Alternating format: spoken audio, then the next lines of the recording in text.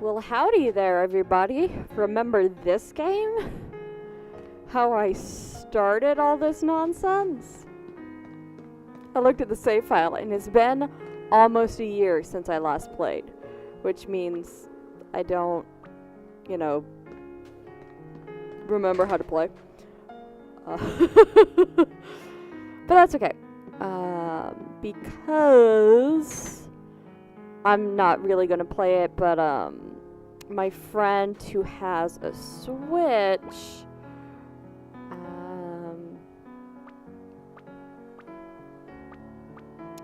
she finally started playing this game, even though since day one of them getting the Switch, I've been like, play I Am Setsuna, play I Am Setsuna, play I Am Setsuna.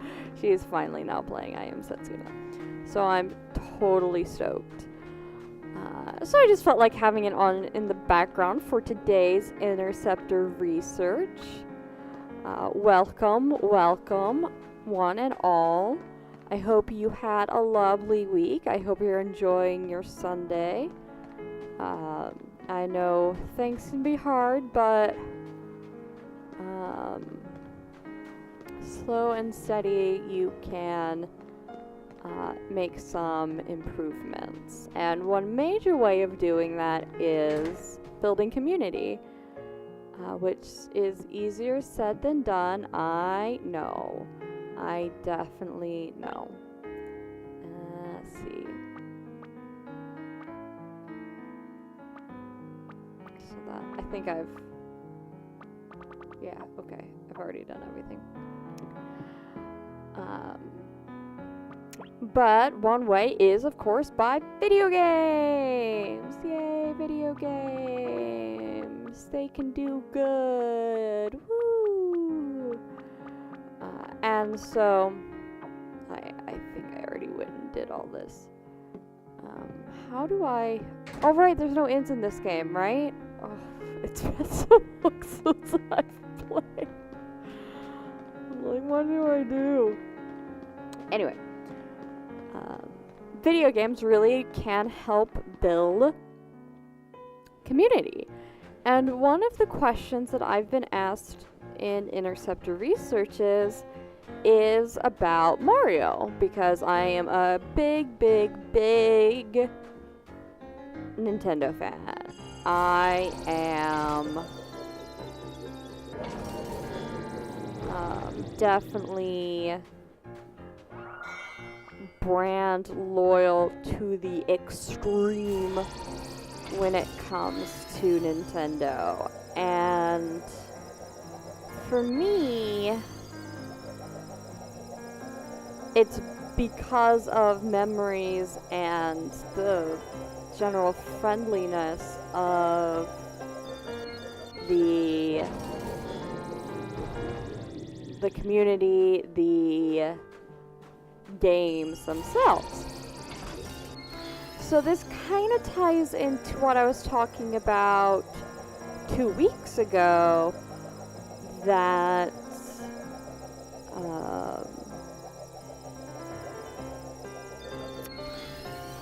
where are the friggin' mountains? I'm trying to go to the Phrygian mountains. Okay, good, the Phrygian mountain range. Because this is where I'm missing some food, so that's what we're gonna walk around and try to find. So anyway, a friend asked kind of about the appeal of Mario, because as you can tell from this, I really love RPGs. I really love a deep and complex story, and Mario does not have one. I think we can all agree that all the things that Mario does well, the story is just not where it is. And it's not interested in doing that either. It's totally not just... It's not a failure. It's just that's not what the game designers are interested in, and I want to talk about, well, why that is. I can feel the wind blowing here from Virgin Heights. It carries a faint magical energy. Only those with powerful magic can cross the mountain. I wonder what lies across it. Not much.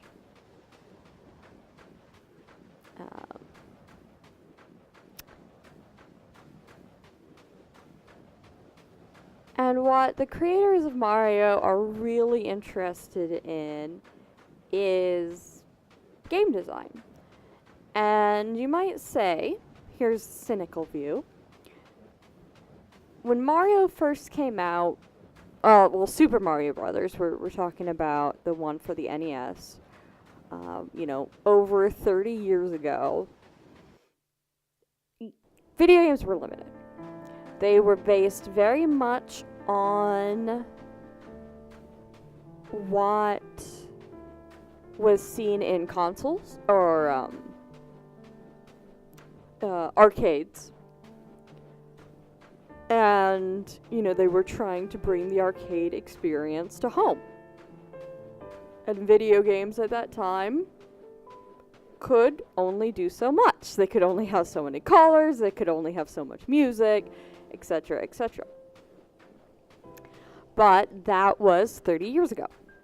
Video games have changed a lot. Expectations have become much higher when it comes to game design and game development. So why hasn't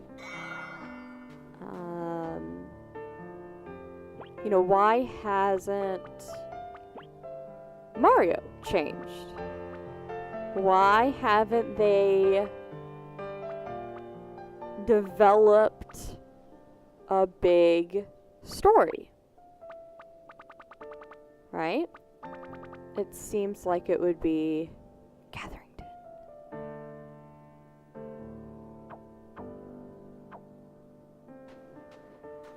It seems like it would be something that any game designer would want to do. Story is a good way to draw people in. Right? I mean, obviously I think so.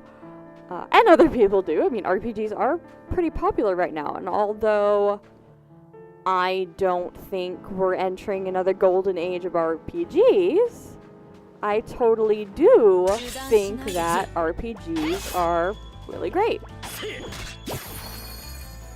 So, why doesn't Mario jump on that train? All it does is kind of improve graphics, improve stages, but RPGs do happen with the Mario characters. But when you think of a Mario game, a true console launching Mario game, like Mario 1, like Super Mario Brothers 3, like Super Mario World, you don't necessarily think about RPGs, right? Things like Paper Mario, Super Mario RPG, Legend of the Seven Stars, the Dream series, I believe, is RPG-ish. That's its own subset of Mario games. So, let's get to the point. And the point is, yes, video games change a lot over 30 years. I mean, look at what I'm playing. When I was a child, this was impossible. Like, how do you do this? This is magic. But although this game and many other games are wonderful and have changed a lot, people don't really change. And what people want doesn't really change when it comes to big ideas. And the big idea of Mario, as well as all Nintendo, I would argue, and I'll explain why in a moment, is fun. I mean, it's that simple. Mario characters, Mario,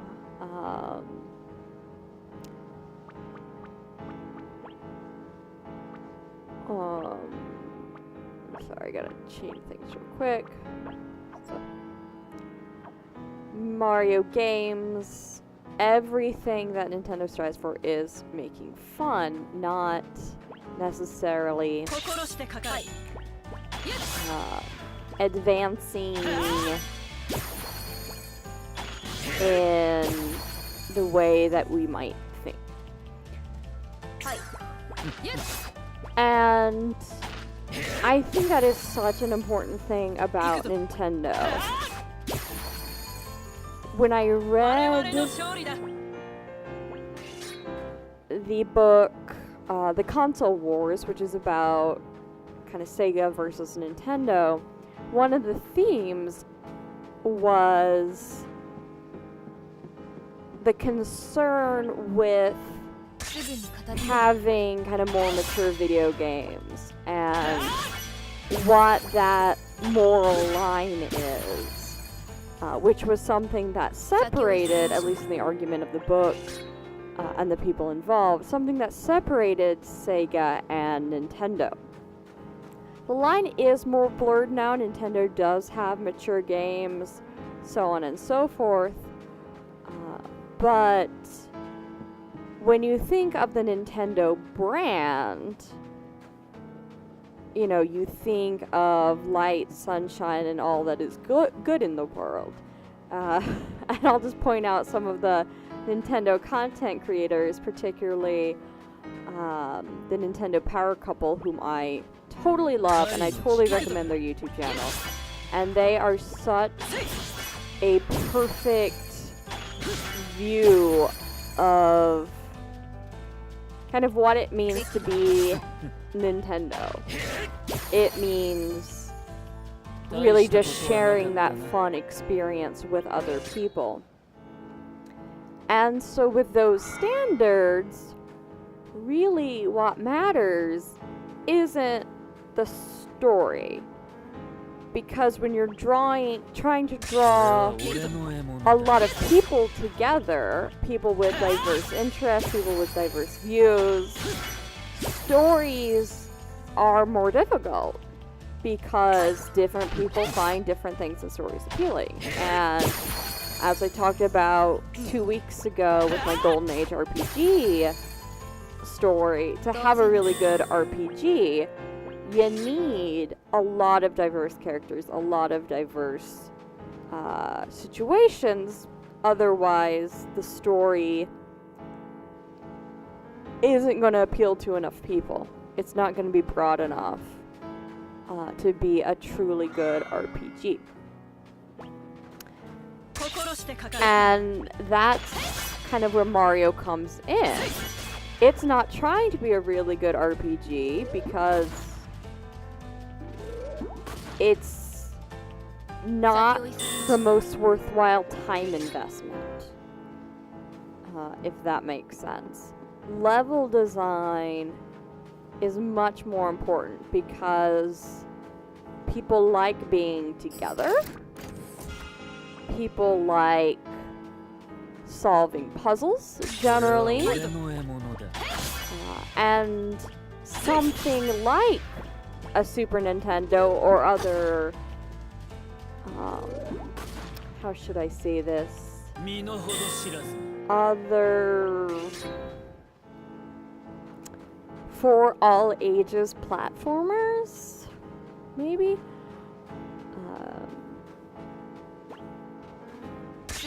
Those games can really appeal to more than just like hardcore gamers. And that's really important. As a loyal Nintendo fan, like many, I think back to the regular Nintendo and how much fun I had playing Super Mario Brothers with my older brother and my dad. And I don't think my dad's touched a video game since the regular Nintendo. And nevertheless, that experience as a child, playing with my dad, being with him is really important and really worthwhile. And it builds those memories and those relationships that pretty much all people really want. More so than, say,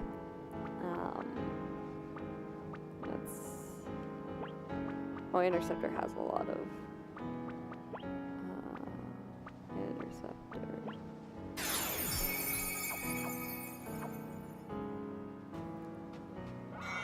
So those are things that people really want, and you don't need a complex story to do that. And like I was saying before, a complex story actually might hinder that.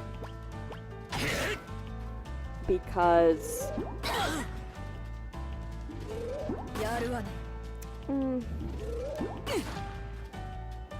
some people just might not be as into the story, and it's still fun to share that experience and talk about that experience with other people, but it's obviously not the same as actually enjoying the game together, right? I might be able to tell my parents that I really like some video game, and my parents are perfectly happy supporting that and buying video games for me for Christmas and my birthday and whatnot. But they're not gonna play this with me. It's just not something, obviously, that they grew up doing. And it's not really something that they find super fun, which is fair. But if you have a game like Mario that you don't need to explain, you can just kind of pick up the controller and figure out what the buttons do and what your goal is, then that is what we would call good level design, good game design.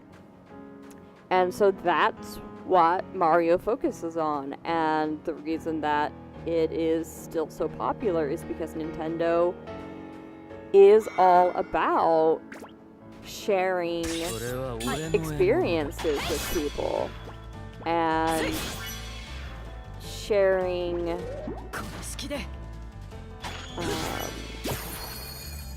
games with others, not just in the sense of talking to people about it, but actually being able to play with others. And I will always love Nintendo for that. I think other consoles know this too, and in fact, recently someone from Square Enix, I don't remember who, was talking about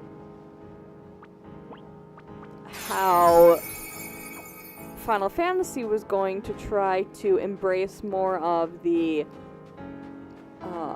big online and also DLC model, because they find that that's what people are wanting nowadays. I remain skeptical, but I do think that there is kind of a point to that.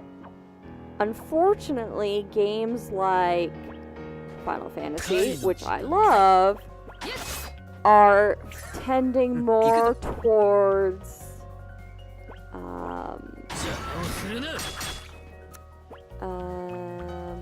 sorry, this is, I think, one of those fancy bosses. Oh, okay, so no magic. Oh, right, because of the ice monsters. That would be stupid. Alright.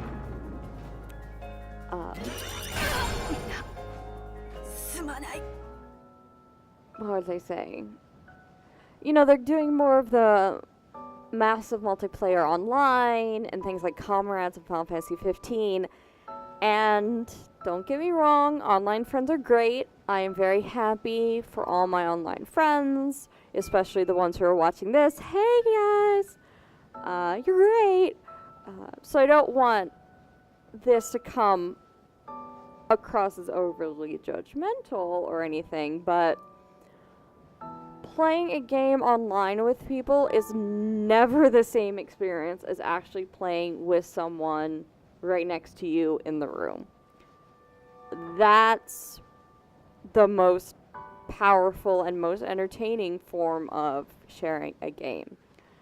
And so Nintendo continues to value that with something like the Switch, which, yes, just like the Wii U and the Wii, you can play with people across the internet, but, you know, it came with the 2 controllers. It came with the 1-2 switch. Well, no, it didn't come with anything, but 1-2 switch was available at launch. So much fun. I invited my friends over for a Switch launch party. We played that. You know, these people are not really gamers in general. We don't talk about video games a lot, but everyone had a heck of a time with it. And Mario is that same kind of way. People will jump into it. People recognize Mario. They can run around and collect the stars and figure out, you know, the puzzle. You don't need to think about it. You don't need to discuss motives. You don't need to do all this. Any kind of plot is just window dressing for the puzzles that the creators have put so much attention into, because that's what Nintendo values. Nintendo values people working together and playing together and just having a good experience with family and friends. And so Mario doesn't need to change. Mario will probably never really change. I'm really looking forward to Super Mario Odyssey. And, you know, inviting people over and playing it with them. And, you know, it's not something like one of these RPGs or Shadow of Mordor or something that is kind of darker and heavier and you're not really sure if people are going to like it and blah, blah, blah. When you invite people over to play Super Mario, it's going to be fun. And thank Nintendo for that. So those are my thoughts on the appeal of Mario. I think I'm just going to chill out and try to beat these guys on my own. But I hope you found that interesting. Leave a comment below with your thoughts on it. And we'll see you next week, where I'll probably be talking about another major Nintendo franchise. So tune in then. But until then, have a lovely week. Interceptor out.